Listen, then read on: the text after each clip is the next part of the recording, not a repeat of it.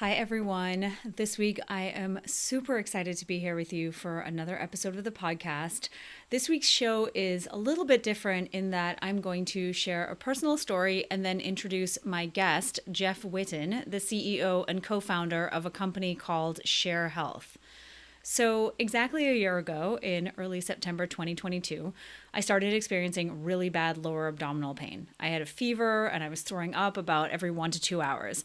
And at first, I thought it was a stomach bug, but at the end of 24 hours, all of my friends who were in healthcare told me that I needed to go to the ER right away. So, I went to the ER and I was there for about 8 hours or so. And in that time, they did an MRI, they did testing, various other things.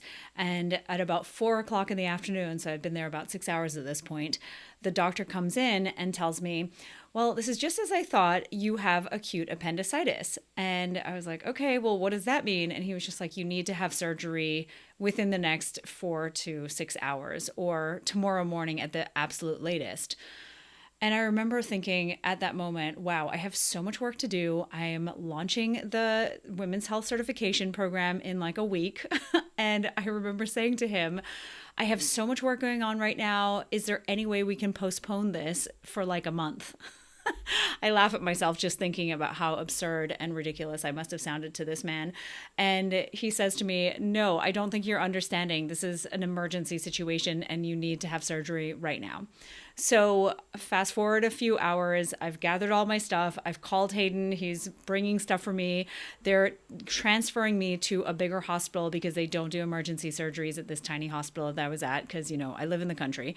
And so I am transported to the hospital in an ambulance.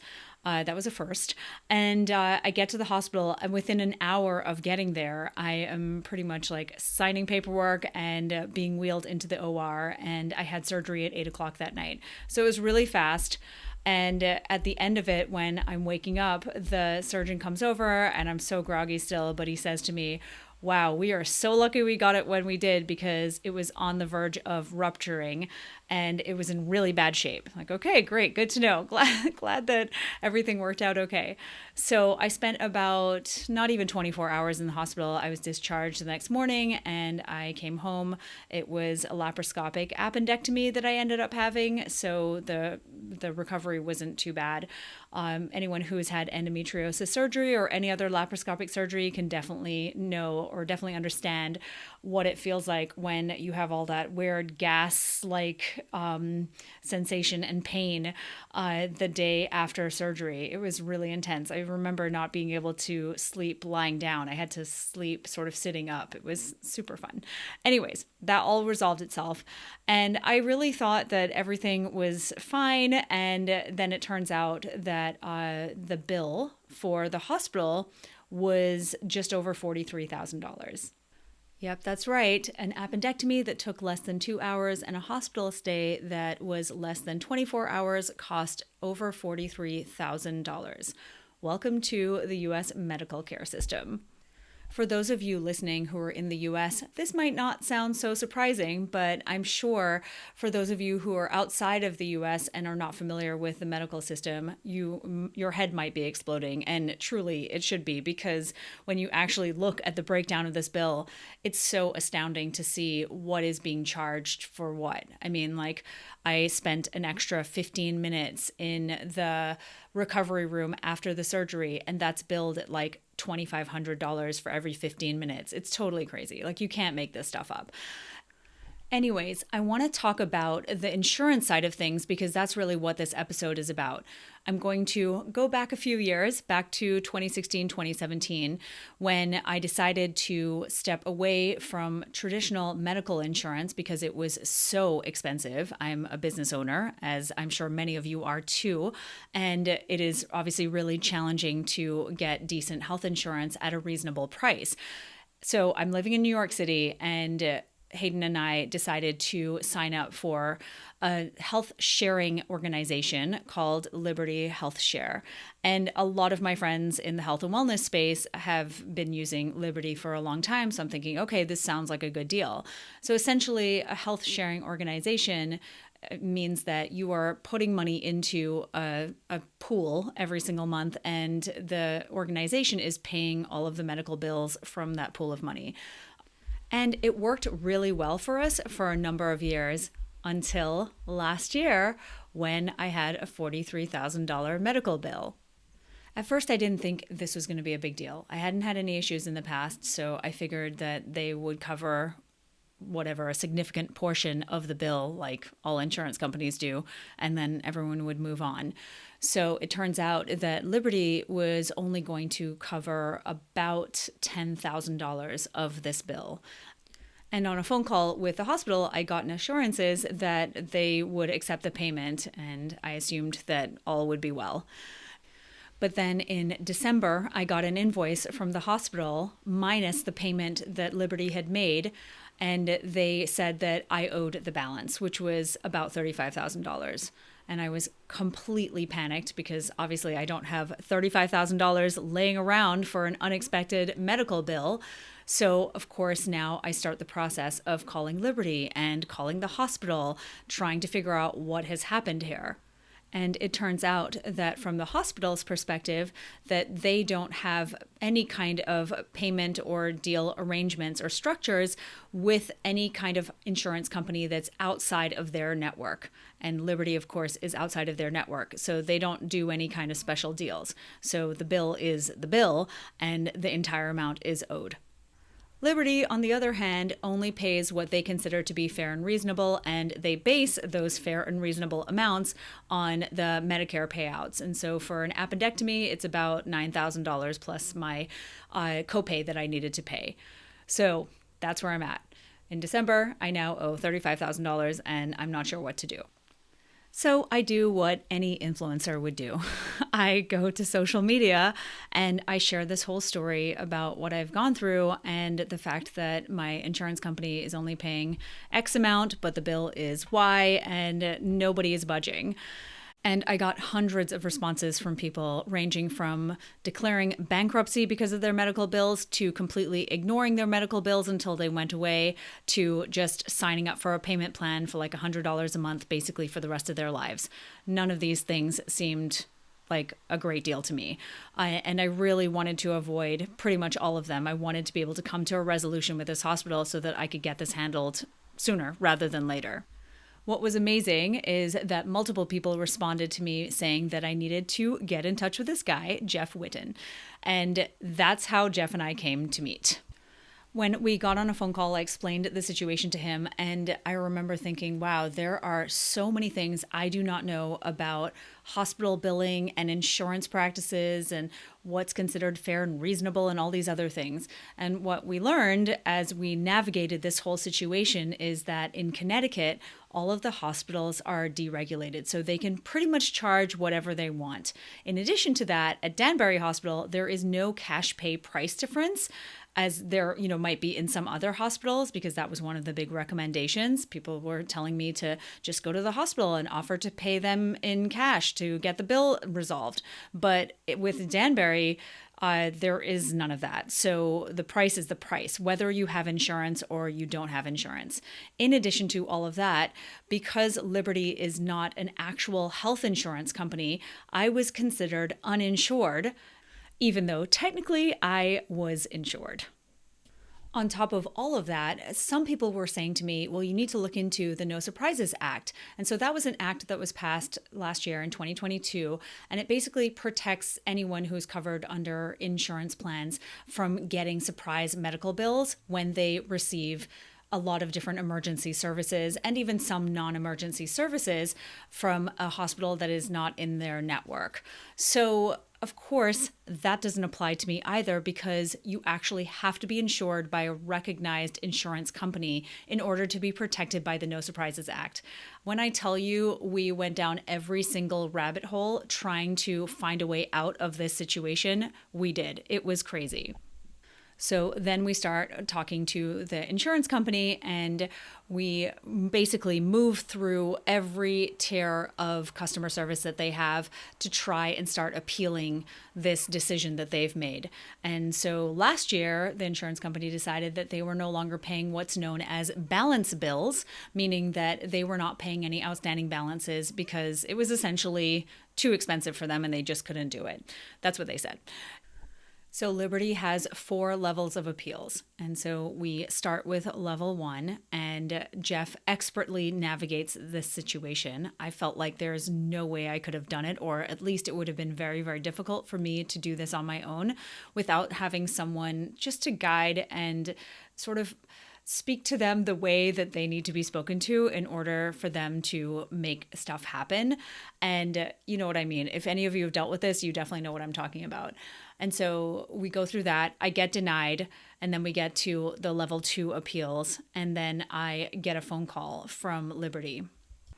Mind you, this has been months, right? We're now going into months of this. I now have letters from the lawyer that represents the hospital telling me that my bill is in collections and they're going to start legal proceedings against me in the fall. It's a whole thing. I'm totally panicked still.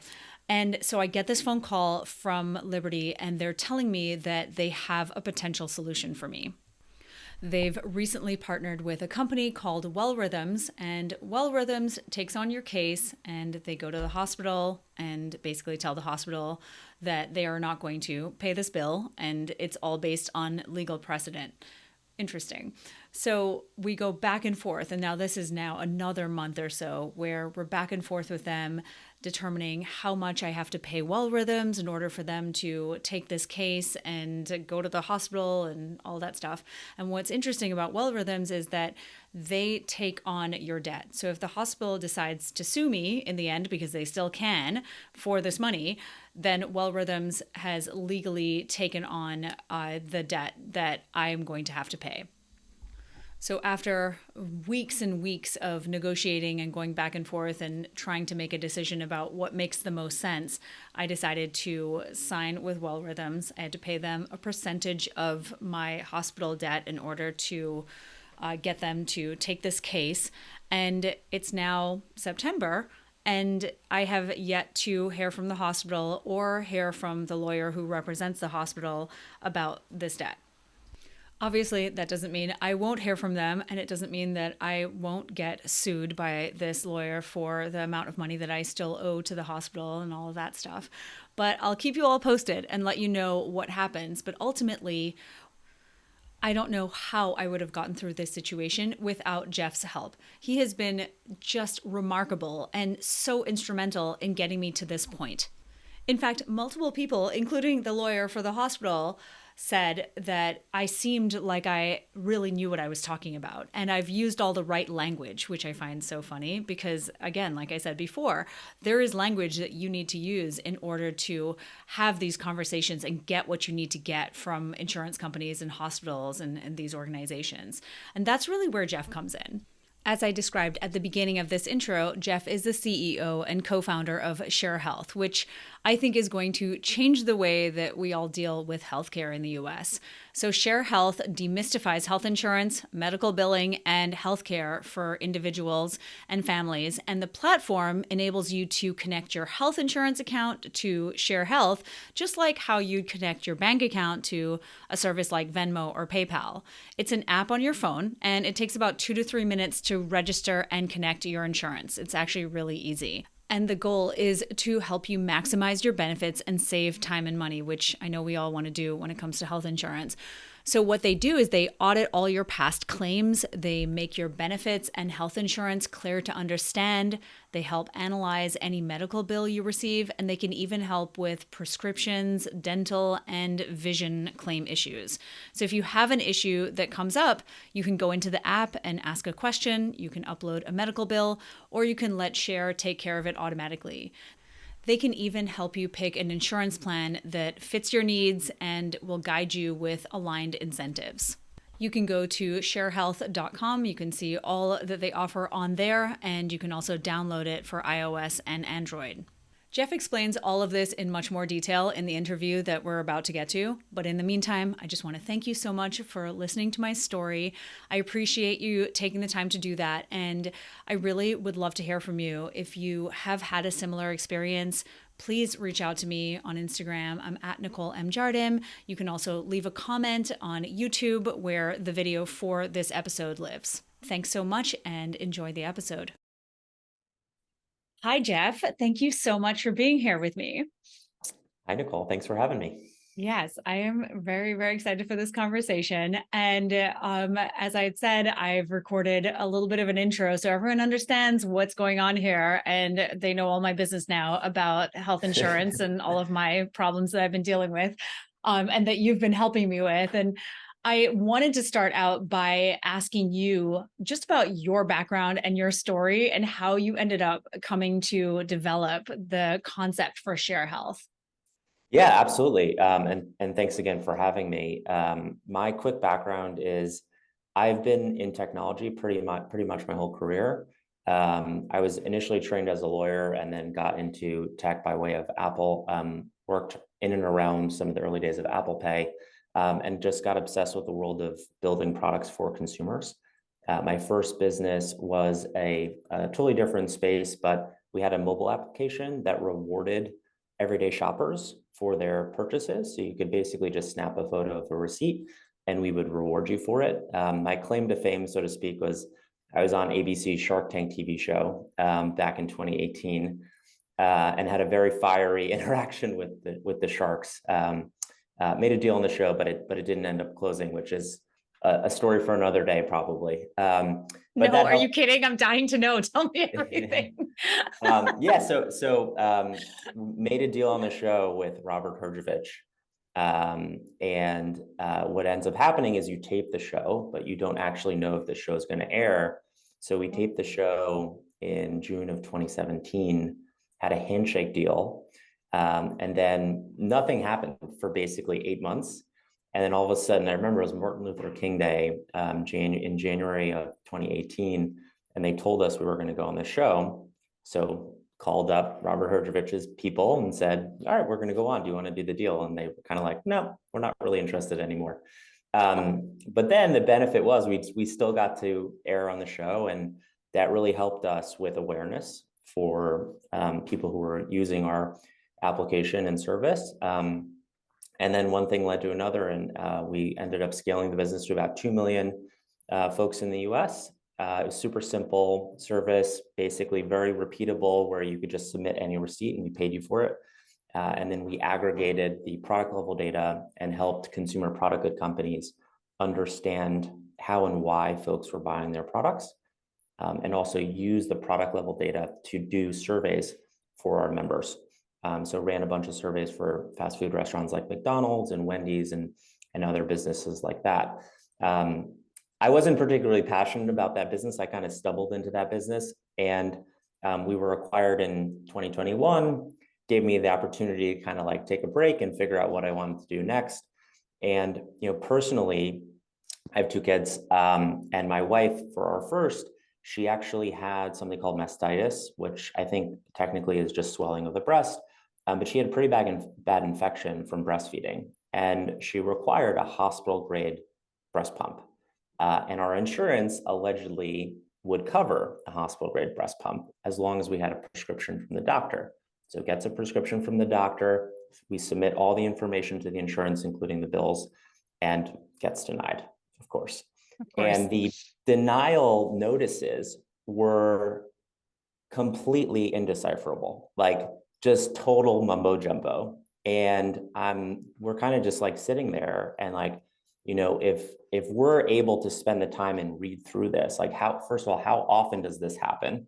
It must be a lot. And then 2 is how do, hardworking Americans who maybe have similar or less education than I do, how do they navigate this? Right. And then, because if you don't find the answer, you're the one left holding the bag, so to speak. Yeah. So that really kind of started my wheels spinning of, this is an interesting space to just build a better solution for people to help with their financial health. while dealing with, your own personal health. And so the story of Sheer Health is a good friend of mine of 20 years. His name's Ben Howard. He's one of our co-founders. It's three co-founders of us. He has a lot of healthcare experience. And so we were kind of playing around with a number of ideas around medical bills and how to make things clearer and simpler for everyday Americans. And then we were super excited about some of the regulatory changes that have happened in this space that I'm sure we'll get into, that really give you and I more rights as consumers while dealing with debt collectors, hospitals, insurance carriers. And although it's a slow moving train, it's definitely moving in the right momentum. And so we started the business in earnest in January of this year. And we've kind of been off to the races ever since. And really excited about just helping people navigate the craziness that is health insurance and medical billing. Oh, we're going to get into it. I mean, yeah, this whole experience has obviously taught me so much. And I've said this in the intro that you've been like a guardian angel. I truly could never have, maybe I could have pieced it together, maybe, but it would have been with a great difficulty. And it's exactly what you said earlier about how do everyday people navigate this absolute mess of a healthcare system when like you can't even get your breast pump, covered which is such a reasonable request. It just seems so outrageous. So what ended up happening with the breast pump? Because now we all have to know. Yeah, so it was getting we were getting bills in the mail every month. It was a monthly rental. So we'd get bills in the mail every month and we didn't pay them because we were like, this should be covered. Yeah. And a year later, we kept getting the bills. And so as I was starting the business, I said, you know what, I'm going to figure this out. And we figured out the very specific thing that the insurance carrier needed. We submitted an appeal and we got it covered. And it was something basic in terms of the actual submission detail was missing some key information, which they don't make evident when you actually read through the documents. So of course they didn't. it did get resolved eventually, which really, got us excited of like, there are very solvable problems as long as you apply technology to understand all of these rules that the insurance carriers have. And ultimately, that's a lot of what we do is basically when you sign up to Sheer, you connect your health insurance, we are able to access your full medical booklet, which is typically 180 to 200 pages long. And it's basically a large contract. So really what we do is we make all of that intelligible for you and break it down into bits and pieces. So when issues do arise, we can be very clear back to you and empower you to understand what's going on. And sometimes there are situations where, let's say your plan says acupuncture is not covered. That's a scenario where if you go and get acupuncture, it's going to get denied if the claim gets submitted, and there's nothing you can really do about it. So one of the things that we like to do is just let you know that ahead of time so that you feel empowered to know these things and not get surprised, and really level set expectations so it can be clear to you of like what services are available to you. I mean, it's completely game changing as far as I'm concerned. And as you were talking about the whole breast pump saga, I was just thinking, wow, this feels a little bit like it's on purpose. And with the US healthcare system, I mean, how can it not when it's a for-profit system that's driven by, ever increasing numbers? I mean, what these insurance companies are making and hospitals are making are numbers that, most people can't even imagine in their lifetime. So can we talk a little bit about that? Like some of the bigger issues that just regular people like us deal with when navigating the US healthcare system? Yeah, no, absolutely. I'll start and then please interrupt me if I go on too many tangents because there are so many issues here. And I won't sit here and say I'm a total expert on the healthcare system, but what's very clear is that there's so much inefficiency in how this works. And a lot of it comes down to, like when you go to the grocery store and you buy, let's say like a pint of milk, you know what you're buying, you know what the price is, and you know who you're paying. When you go to the hospital, none of that really exists, right? You go to the hospital, you don't know what you're going to pay. You have actually no idea.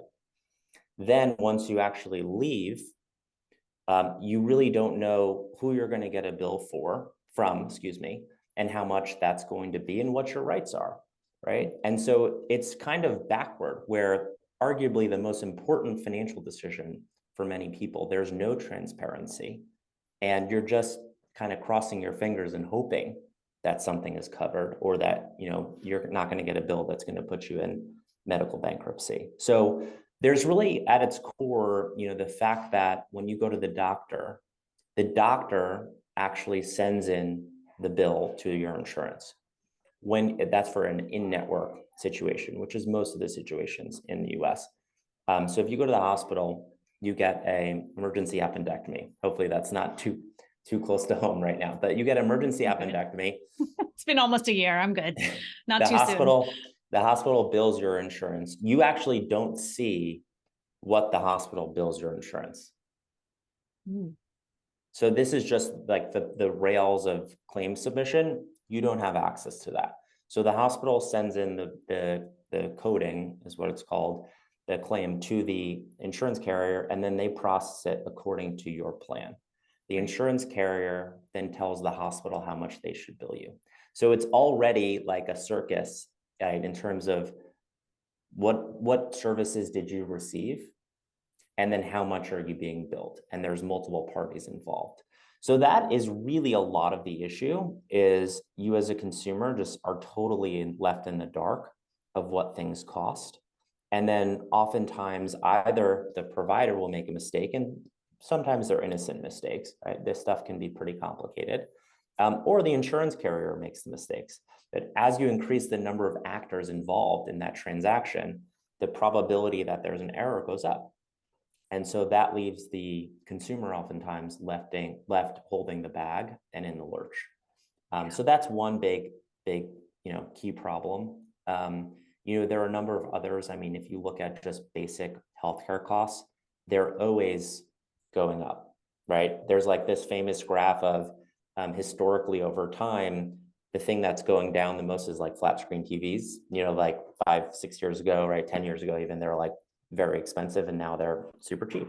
Yeah. And the complete opposite that is healthcare costs. There's a shortage of labor in healthcare. There's a number of things of private equity funds are buying up a lot of different private practices and pulling them into one, which is affecting availability and prices overall. It's a big issue, but we believe that there's just a lack of transparency, which makes the system very inefficient. And we're hoping that by providing some basic tools and visibility into what's really going on, we can empower the end member consumer to just be more aware and not be paying for something that they shouldn't be. And I'll also say, like, there have been a lot of big improvements, and maybe this blends in nicely to talking about some like credit reporting and debt collector issues that are pretty rampant. But there's been a number of regulatory changes in the last 6-7 years. The big core one is called the Cures Act. But one of the results of that most recently has been that credit agencies will no longer report medical debt that's under $500 to your credit report.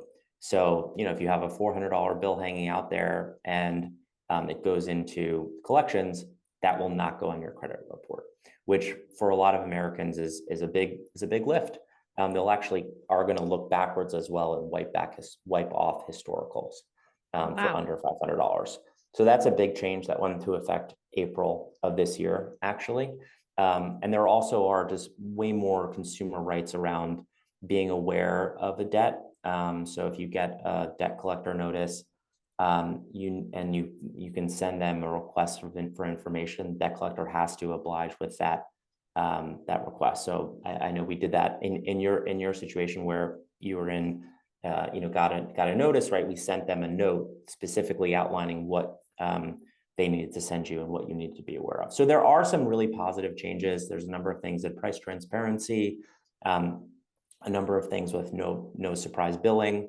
There a big piece is if you are, let's say you're traveling and you go to a hospital for an emergency situation and you have insurance, you can't be balance billed So you essentially are going to get the in-network rate for that hospital if it's an emergency setting. So there are a lot of positive momentums happening, but it's still a very, very archaic system that needs a lot of improvement. Oh, yeah, no doubt. I mean, it's so good to hear that though. Um, can we talk a little bit about the No Surprises Act? Like, can you just describe what that is and like how it's applicable to people? Because I had never heard of it until I started having this conversation on social media. And that was when one of my followers referred me to you and connected me with you. But prior to that, I had no awareness of it at all. Yeah, totally. So No Surprises Act was basically an attempt to get rid of balance bills and surprise bills, which basically means, right, you go to the doctor, you either get charged something at the hospital or you're going to be paying something based on your insurance rate. And then a year later, 6 months later, you get this bill because either that provider was actually out of network or something else happened. And so they're the very specific floor, which is essentially it's a federal rule. So this is the minimum that every state has to follow. For many people's is exactly what I shared before, which is if you have insurance, and it needs to be health insurance, it can't be a health share. Health shares are unfortunately excluded, as we've learned together. Yes. If you have health insurance and you go and you have an emergency situation and you go to a hospital that doesn't take your insurance, it could be you're traveling or it could just be the hospital doesn't take your insurance, you cannot be balance billed for the difference of what your insurance doesn't cover. So, in that scenario, if you have a $20,000 bill and your insurance covers $1,000 of it, technically there's still $19,000 that needs to be paid. Consumers can no longer be billed that. There are now additional protections that states have added on. So, for example, in New York, there's actually a rule where if you go to an in-network doctor, let's say you go to a primary care or a specialist, for allergy testing, and let's say they take blood, they're running some type of test. If they send that blood to an out-of-network lab without your written consent and permission, that is not allowed. You cannot be billed for that. And we see this all the time because this is what used to happen, Right. where you go to an in-network doctor, and the important factor there is, out-of-network care is a lot more expensive than in-network care because oftentimes either insurance won't have any out-of-network coverage or you have a very high out-of-network deductible as opposed to an in-network deductible. I mean, you still might have a high network deductible, but it's way better coverage in-network. So essentially what happens is, if let's say you go to a doctor and you have a copay, maybe you pay a $30 copay, $50 copay. If they take the blood, if they send it to an in-network lab, it could be anywhere from $10, $20, could be a couple $100. But if they send it to an out-of-network lab, it could be a factor of 10 higher, right? Right. And the idea there is you've done your part, right? You went to your in-network doctor who your insurance company has a contract with. Why should you be billed because the doctor just decided to send it to an out-of-network lab? So that's like a really, really strong new provision that New York's put in place. And there are a number of others that other states have done.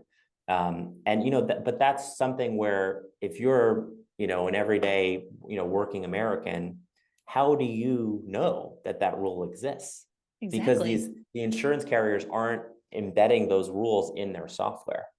And so you'll still get these bills. Like, despite the fact that it's a law, people are still getting billed incorrectly. And so that's where we really feel like the individual deserves a second set of eyes to sort of level the playing field, right? And so, in that scenario, we can pick up the claim, an out-of-network lab claim, if you're in New York, and we can see you went to an in-network doctor, and we actually get in front of it and alert you of, do not pay this bill, and then we essentially handle it from there. Yeah, again, it's like an absolute lifesaver. My friends outside of the country think that my situation is just so crazy. They can't, in their wildest dreams, they can't even comprehend what is happening with my life right now with this hospital bill. And first of all, they can't believe the cost of it. And then secondly, they're like, what do you mean? Like you might be sued for this money? What? It's just not, it's not even in their universe. And Um, I want to talk a little bit about what your thoughts are on why we have just such an insanely high cost of healthcare because like we've talked about, right? This little laparoscopic appendectomy technically shouldn't be costing nearly $45,000, but yet here we are. And so is it just the fact that it's a profit driven system or are there other things at play? Because again, like even in the little country I come from, tiny little island in the Caribbean, we have a medical expense that you pay into every month and everybody pays into it and you get free healthcare, or you can go private and pay for it if you want to. So I feel like I don't know, we haven't quite figured it out here in the US. Yeah, it's a bit of a mess, Yeah. to put it lightly. I think if you look at Medicare, for example, Medicare is funded by the government.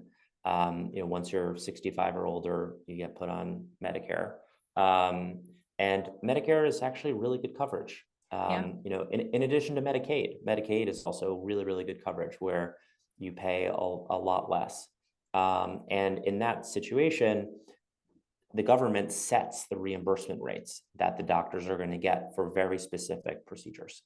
There's an argument that all of healthcare should be universal and run by the government because then the government can set the rates, and then doctors know what they're getting, and then you kind of take away some of these issues. Obviously, we have a big country. We also have states which have their own rules, and so it's difficult for the federal government, even if it wanted to kind of rejigger the entire system. And so, unfortunately, we kind of are where we are because of how it's been developed.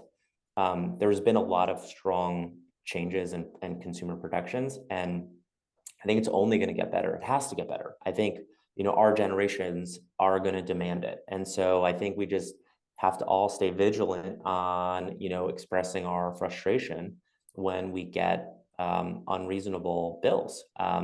Certain states are better than others, right? Like in Connecticut, hospitals are completely deregulated. As we So learned. as we learned, so Connecticut hospitals can charge whatever they want. It doesn't matter that it's an unfair price. Right. Places like New York, Florida, other states, they actually have much better pricing rules for consumers. And so I think the natural thing that's going to happen is it's going to get much better.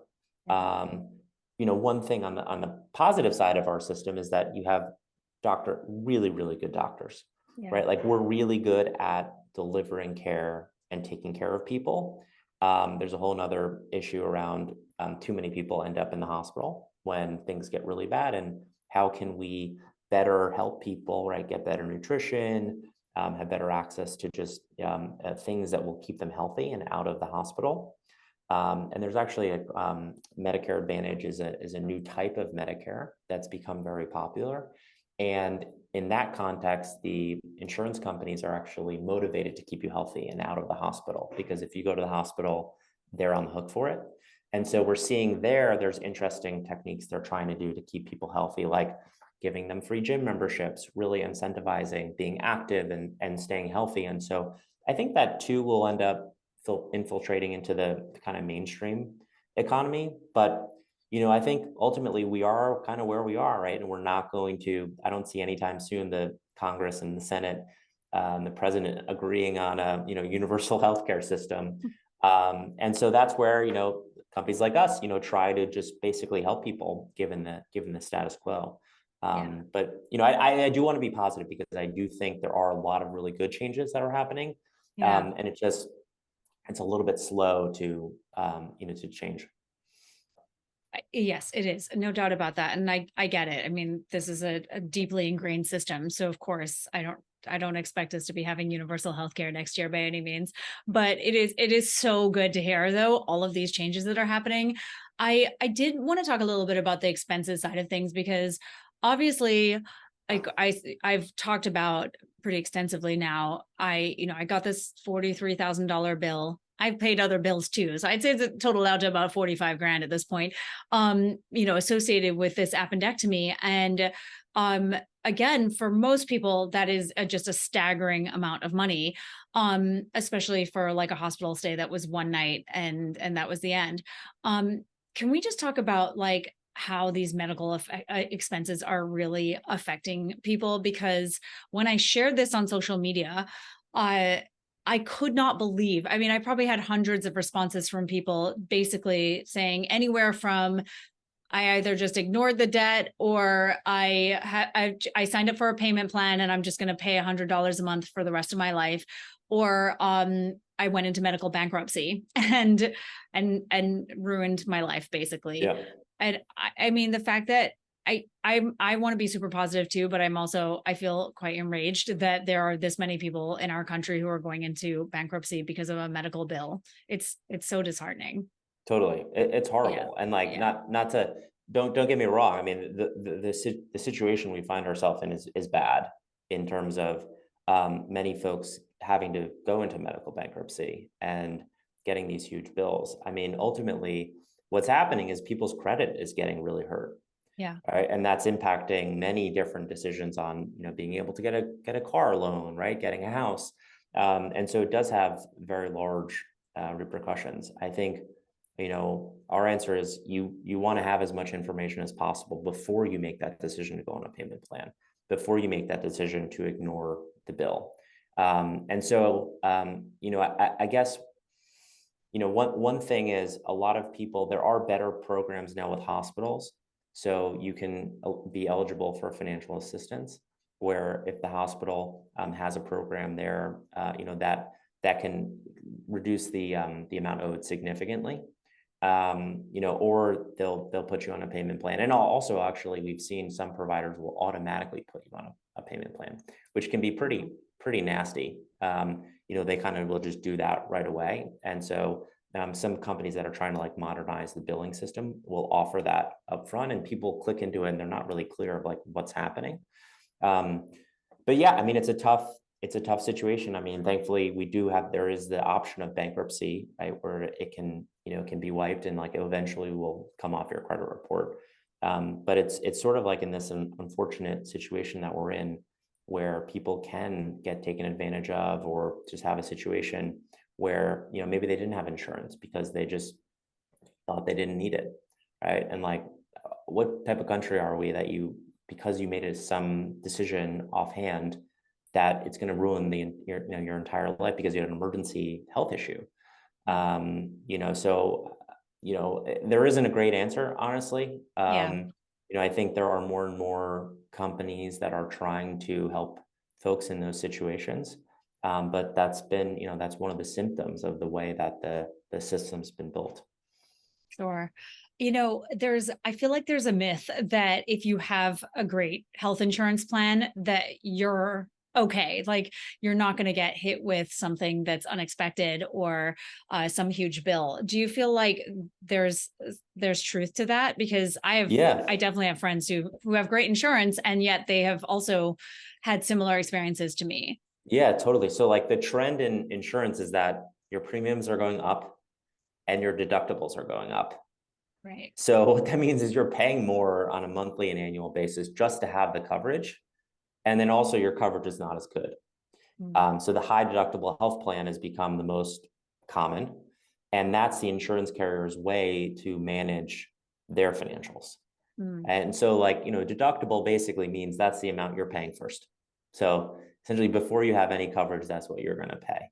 Now there are benefits of having the insurance coverage, even if you have that high deductible, where if you go to a hospital and your deductible applies, meaning you have to pay for the care, you still do get insurance rates, which oftentimes are better than cash rates, but not always. We've actually seen recently, there are some times where a hospital's cash rate will be lower than the insurance rate. So What? in a scenario, we've seen this before, where somebody has, let's say like a $5,000 deductible, which means they have to pay the first $5,000, go to the hospital, they're going to get some care that costs, $2,500 if they have insurance, which would mean they would have to pay the $2,500. But if you're a cash customer with no insurance, that's $700. Right? So how does that make any sense? Because you have insurance coverage, you're going to be paying $1,800 more for the same thing. Right. So we're actually seeing an interesting opportunity there, where we can empower people ahead of time And because you can go to the hospital and, you could get the cash rate, right? You can actually save a lot of money. Yeah. So there's interesting points in time where, you can navigate the system. And that again comes back to empowering people to actually have that knowledge without having to bang your head against the wall and spending all this time and energy to figure it out. Right, I agree. And also knowing like what we found out with Connecticut being this state that has deregulated all their hospitals, I feel like understanding what your state laws are too, which was again something I had never considered either. Absolutely. Yeah. Absolutely. So, and that's, and not to try to promote us too much, but one of the things that we do is like when you download our app and come in and connect your insurance, we actually give you a benefits and claims review where we outline everything about your plan and what's relevant. So, let's say you're in Connecticut, we would outline the laws of Connecticut apply and any applicable relevant provision that's specific to Connecticut that might be relevant in your case. I mean, that's amazing. I know that before we recorded, you talked about a few things that insurance companies still sort of keep on the down low. Are there things, surprises that people should be aware of? And again, I know it's probably state by state, but maybe there's some things across the board. Yeah, I mean, I'll give you an example. We do, a lot of what we do is in medical claims, but we've seen a lot in prescriptions that can be quite complicated. So we've had a number of members who have left a job, and when you leave a job, if you had health insurance coverage with that job, you have a federal right to continue that same exact plan for 18 months. It's called COBRA. But what happens is when you leave, if you elect Cobra, oftentimes Cobra takes a bit to kick in. So let's take the scenario where you leave your job today, the 20th of the month, and your coverage runs till the end of the month, and then you go on Cobra the first of the next month. Oftentimes there's that gap. So maybe the first week or second week of August, it actually is showing you have no coverage, despite the fact that you actually do. So we had one of our members, working mom, two kids. Her son had a very particularly difficult allergy that had a prescription. Goes to the pharmacy to pick up the prescription that typically costs like 20-30 bucks. And the pharmacist runs the prescription and gets denied, says you have no coverage. And, she doesn't really know what's going on. She's working, she's got two kids. And in that scenario, she would either probably have to fight the pharmacist, over and over and over again, or call her insurance, spend hours on the phone to try to figure this thing out. Essentially, what we did was we basically told the member, tell the pharmacist you just went on Cobra, show them your insurance card, and you'll be fine. And what they'll do is they'll basically they'll hold it and then they'll rerun it once your coverage becomes active again. So that's basically what happened. The coverage kicked in and it's retrospective. So the pharmacist could then run it based on that date, and then it was fine. It was down to $20. But so that's just like a scenario where it's like, if you don't really know what's going on, you're going to end up paying a lot more, or you don't get that prescription that you really needed. So there's been these gaps of coverage issues, specifically with prescriptions, that can get quite gnarly. And as long as you tell the pharmacist what's going on, they're actually most of the times quite reasonable, and they'll work with you on it. It's just, again, it's a little crazy making to think that life is made so much harder for us. And I feel like it really shouldn't be this difficult to just get a prescription on a regular basis. It shouldn't be this hard. Yeah, it's really bad. I mean, it happened to me recently. Like I went to Oh, a really? pharmacy that was in network, and the pharmacist, it was getting denied, and it was the full cash price was like 300 bucks. And I knew what my, tier 2 drug cost was. So I said, no, it's $30. I know it. And they're like, well, listen, we'll transfer to the CVS across the street if you want, and go there. Go to the CVS, $30. The pharmacist at CVS told me, it said, yeah, sometimes your insurance carrier, they only want you to fill it at CVS. And so they'll just deny it the other ones. It's like, what? How is that Unbelievable. a thing? It's a pharmacy. Like what?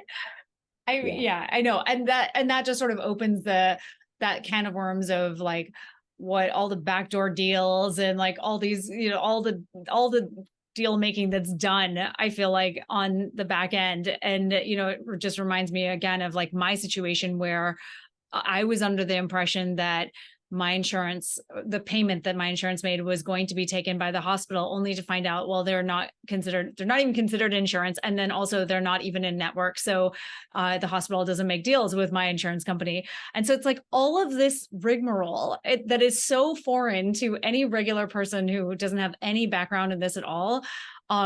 It's just so annoying. It's just Right. annoying. Yeah. And It is very annoying, but inconvenient. I Yeah. think the good thing is that oftentimes it's a solvable problem, Yeah. especially if you can get in front of the issue before it becomes really bad. And so that's why we're excited about what we're doing, of basically providing this one-stop shop hub for everything related to healthcare and billing for members. So anytime you're planning on getting care or you have questions, you can come into our app and ask those questions. And we're using software to break down these complicated rules so that when you ask those questions, we're equipping you to have maximum knowledge so that the insurance carrier can't ding you for, the kind of common mistakes that people will make. Right. Exactly. Like you being able to go to the pharmacy and saying what you're saying, and then you were told, Right. yeah, Which is you had like the in key and to of unlock the door. right, which is like in and of itself ridiculous. But we found the best way to fight that is to actually do what they need you to do, Yeah. right? And so like if we can empower people to just do that, it's almost like, a lot of people like have a friend, right, who like is a lawyer or like knows tax, right? And like when you have an issue, right, you call them. And it's kind of similar, right? It's like we want to be the friend that you call before and during you have an issue. And we'll basically just break that down for you very clearly so you know what to do. Yeah, I know. Let's talk a little bit more about that. So, I know you've highlighted how Share Health works for just regular consumers. Can you talk a little bit more about just the benefits, of various benefits that someone might get, like if they're dealing with a specific problem, like some of the problems you've highlighted? Yeah, absolutely. So we have a mobile app that's available on iOS and Android. So you can go to the App Store, you can download it. The first thing you'll do is you'll connect your insurance account. So we connect just like how you connect a bank account to a Venmo or a PayPal. It's super easy to do. Once you're connected, you're basically set. And what we do initially right off the bat automatically is we do a full retrospective review of all of your claims and prescriptions that's in the insurance portal. So typically it goes back 2.5 years. Anything that's in the portal, we will essentially analyze for you and we'll break down any suspect claims or prescriptions where we think you may be paid too much or there was some error that we think is fixable. And then we essentially give you a go to action report of the next steps that either we or you should take to get those fixed. And so just in doing the fixing, we've gotten our members close to actually $1 million back. And that's either reimbursements or refunds or the proper price being applied to a bill. We don't take a cut of any of that. So we're very different in this space where a lot of companies will negotiate on your behalf and take a 20% fee. We don't take a cut. It's all back to the member. The benefits all for them. In addition, we will break down very clearly any relevant benefits to you. So maybe we see in your claims history that you do physical therapy. Don't you think it might be relevant that your plan actually has a certain limit on the physical therapy visits, right? And so we'll tell you, hey, Nicole, you've done, 10 physical therapy visits this year. Your plan is maxed at 20, right? So you now know when you're going the 21st time, you're going to be paying fully out of pocket for that benefit. Because we're connected to your insurance, when you go to the doctor a subsequent time in the future, we're actually there to pick that claim up automatically. And we essentially do a mini audit of each and every claim that comes through the system. A lot of our members, what they do is anytime they get a bill in the mail or they get a bill through email or any sort of document, they actually just take a photo of it or they upload it in the app. And then what we do is we give you peace of mind that that bill is actually correct and it should be paid, or maybe we need to go fix it. So when somebody uploads the bill, we'll essentially match it with the insurance claim. And if there's any sort of anomaly or mismatch, we'll go to work and fix it for you. And then we also just have a very clean, accessible user interface. So as opposed to your health insurance portal, which is really not built to be consumer friendly, right? It's like your insurance carrier doesn't want to be front and center and say, hey, Nicole, you've got this much back in reimbursements. We make all of that very accessible. So some of what we do is actually readily available in your insurance portal, but we just make it much more incredibly consumer friendly. We also do a number of things for open enrollment. So choosing a new plan, which is a really big pain point for people.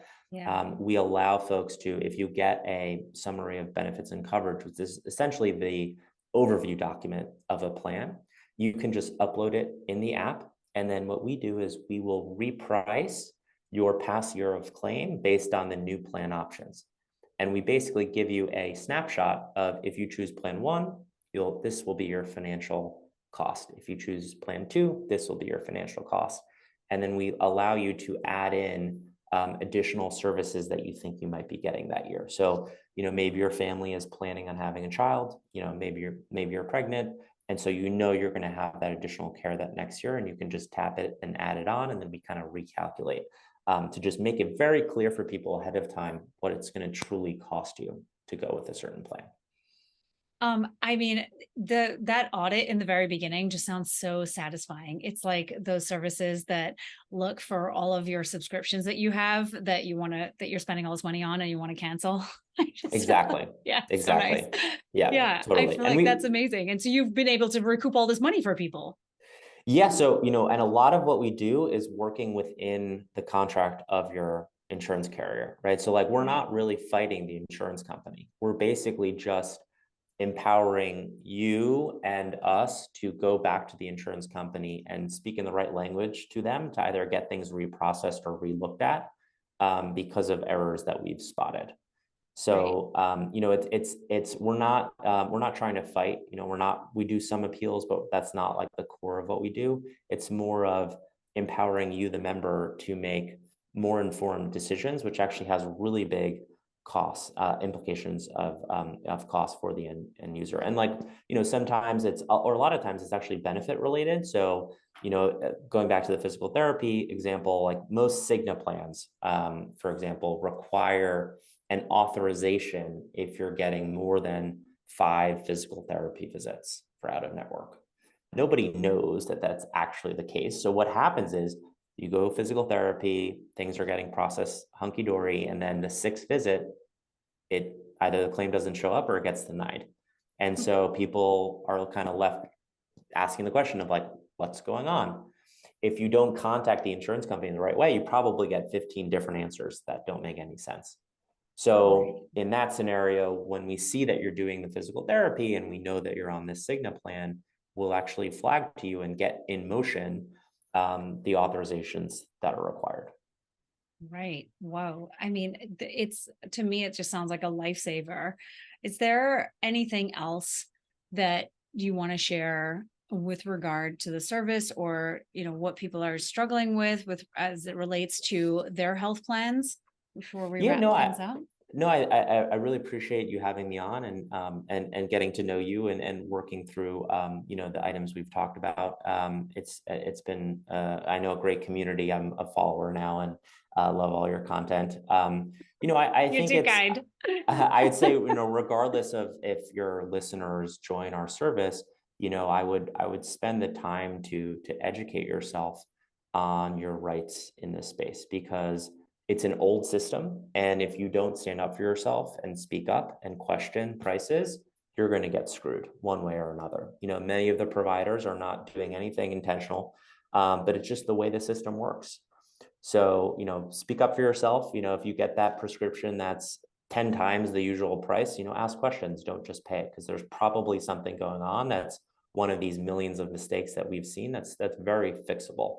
And for our service, like we work with individuals on commercial plans, individuals on exchange plans, in addition to government plans. So would love for you all to check it out. It's Sheer, SHEER Health, and it's available in the app stores and is super easy to get going. Thank you so much. I feel like before we wrap up, I do want to comment on the fact that so many people listening to this podcast have chronic health related issues, particularly conditions like uterine fibroids or endometriosis or polycystic ovary syndrome. And so for many of them, particularly those with endo, and adenomyosis is another one, they're in and out of ERs and hospitals. And, there is excision surgery, but there are very few doctors who do it, and none of it's covered by insurance. And so there's this constant, I think, financial burden that so many people are struggling with. And I just feel like what you're offering is a potential solution for so much of what women who are listening are dealing with. Totally. Yeah. And we'd love to help, whoever has interest. The great thing about this new technology is that we can go back in time. And so even if you paid something and it's wrongly processed, we can work to get it fixed. No guarantees, because it's all plan specific and service specific, but oftentimes we find there's a lot of low-hanging fruit that we can kind of pick off and help people with. Yeah, totally. Okay. Thank you so much, Jeff. I really appreciate your time and all of your knowledge. And for everyone who's listening, Jeff shared it with you. You can find his app. It's called Share Health. And we will obviously put all of this information in the show notes as well. So thank you again, Jeff. Really appreciate your time. Thank you. Thanks for having me, Nicole. Thanks. Talk to you soon. Bye. That's a wrap. Be sure to click that subscribe button to join me for more Girl Talk Gone Menstrual in upcoming episodes. But in the meantime, check out my latest Period Party episode.